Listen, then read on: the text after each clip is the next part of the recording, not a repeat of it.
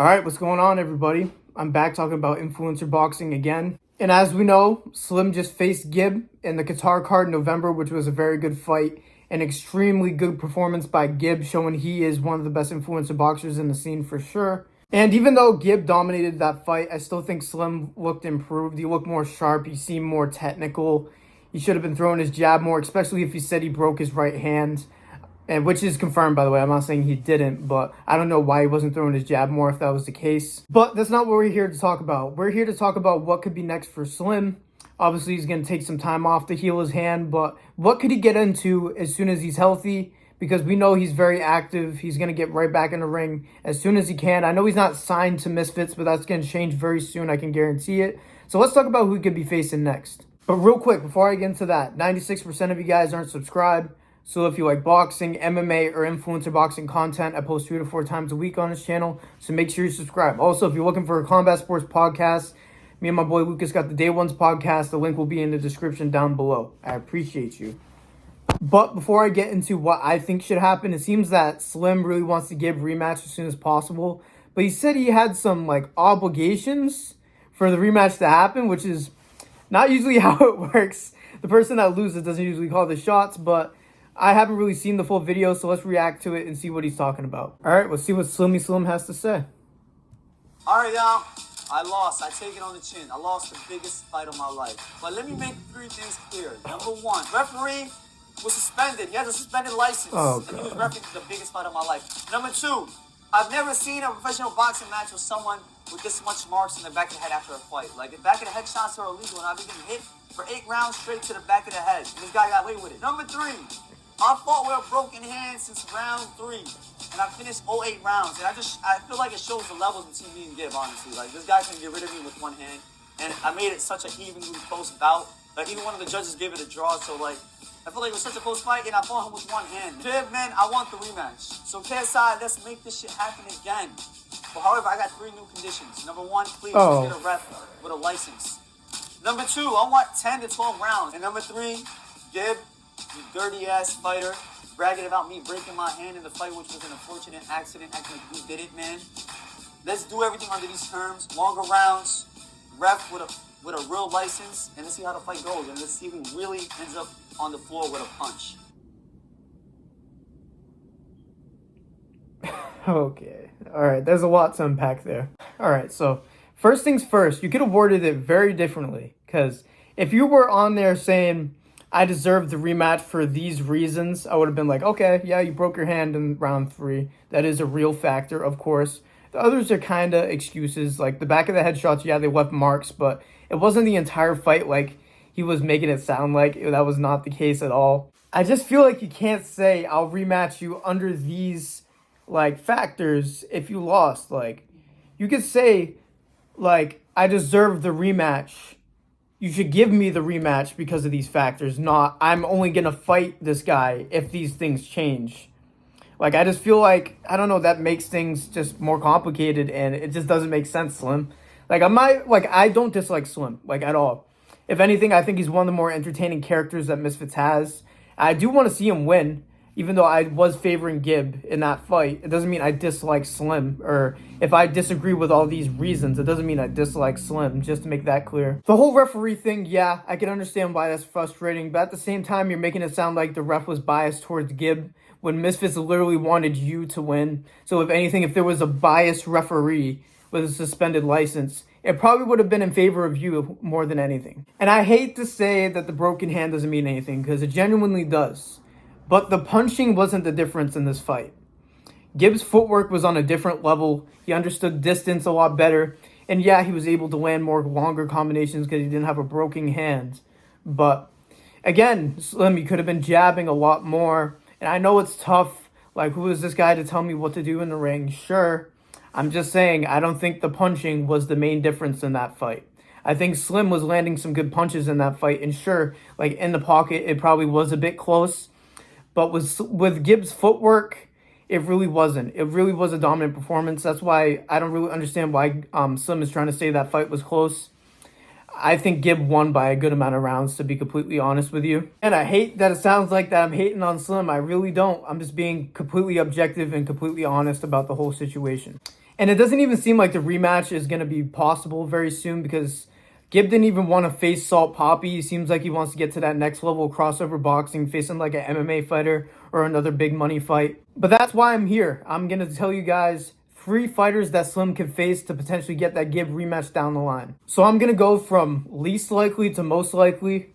And the first person I'm going to be talking about was supposed to fight in bare knuckle this month, but Baby Slice Jr. pulled out, is Bryce Hall. Now, yes, there is a good amount of experience difference in this fight, but Bryce's game, I feel like this would be a great fight for Slim, for him to think that he could get a win and get back in the win column in general, because I would favor Slim in this fight a good amount. And Bryce has apparently been very active in the gym and constantly improving and constantly working. He was just in a camp for the Baby Slice fight, even though that's not happening anymore. He's still put in a full camp. And all this time where Slim is recovering, he could be training this whole time. And obviously Bryce got a very impressive knockdown in his first bare knuckle fight, doing it early in the fight, eventually getting a doctor stoppage win, which was very shocking at the time, to say the least. And that fight just overall showed that he has balls of steel. Ayo. But it really did prove something to me, man. Like, Bryce Hall was a cringy TikToker, but he really is putting in the work to fight, and it proves it in that fight. Because I know this guy is a cut man for BKFC, and people were making fun of him after, but he was an actual professional fighter. It wasn't just some cut man for the BKFC that he beat. And a ton of influencers, if they were to beat a real bare knuckle fighter in a fight, they would just get out of there and never fight again. But Bryce wanted to get back in there with Baby Slice Jr. So maybe the skill difference wouldn't be that drastic, because like I said, Slim's going to be out for a little bit because of his hand, and Bryce seems to be active for at least the past year. So maybe the fight will be closer than people think. Maybe it won't be a complete mismatch. Yes, I would obviously still favor Slim by a good amount, but I still think it could be a good fight. Let me know what you guys think. And yeah, I think this is the least likely out of all the 3 options I'm going to give, but this will be a main event worthy fight. It will be a big fight because it's 2 big names, and I think it's worth doing. All right, so next fighter that I think Slim could face in his next fight, it's King Kenny. Now, obviously, King Kenny's coming off a knockout loss to Salt Poppy, and, you know, it was pretty tough. It was a pretty rough loss, but Salt Poppy is on a different level. This is another fight that fans have been calling a fantasy matchup for a long time. Want to see Slim versus King Kenny. And I think this is a very good time to do it because they're both coming off losses. It's really up to Slim and Kenny if they want easier fights after losing. Like, they could end up getting layups from Misfits. I could totally see that too, but do we really want to see that? Of course not. Now, of course, King Kenny's record doesn't look great, being 5-4, but you got to keep in mind who he's faced. Really, the only easy fight he's really had is Adam Brooks. Besides that, he's faced Salt Poppy, Anthony Taylor, Winterson Nunes, which he won, My Nate, that he won, Ashley Raksu, which he lost, which was a surprise at the time that he lost that fight. And obviously, you got DK Money knockout. DK Money's another one where he's actually pretty good, but he just keeps getting slept. Like, it's so awful. But I really do think King Kenny is very good. Like, I know you look at 5-4 and you could just say he just isn't, but he genuinely is very good. He just lacks that aggression sometimes. And in the Salt Poppy fight, he was just getting outclassed. Like, Salt Poppy is so good. That's why even in the Slim fight, Salt Poppy was winning early in the fight. He is just so good with his shot selection. He's so fast. And that's the thing about King Kenny. He can get caught, which would be a bit nerve-wracking in the Slim fight because you really don't want Slim to land on your chin clean. That's why Gib was so good moving out of range and never really taking full power with Slim's right hand. But King Kenny will pressure with his arm out and just leave his chin out there sometimes when he reaches with that straight right to the body because his lead hand is still up in the air when he throws it. But now that we see that Slim struggles with distance a little bit, I think King Kenny could actually give him some problems because King Kenny has the best jab in influencer boxing. Like, I have no doubt in my mind he should use it even more. His jab is incredible. He has freakishly long arms, especially at his weight class. And now that we see that Slim struggled with distance against Gib in the footwork, it could be interesting. If King Kenny is able to manage the distance well, he could just outpoint Slim and win. I don't really see him knocking out Slim because Slim has a good chin. But I can see King Kenny potentially outpointing Slim.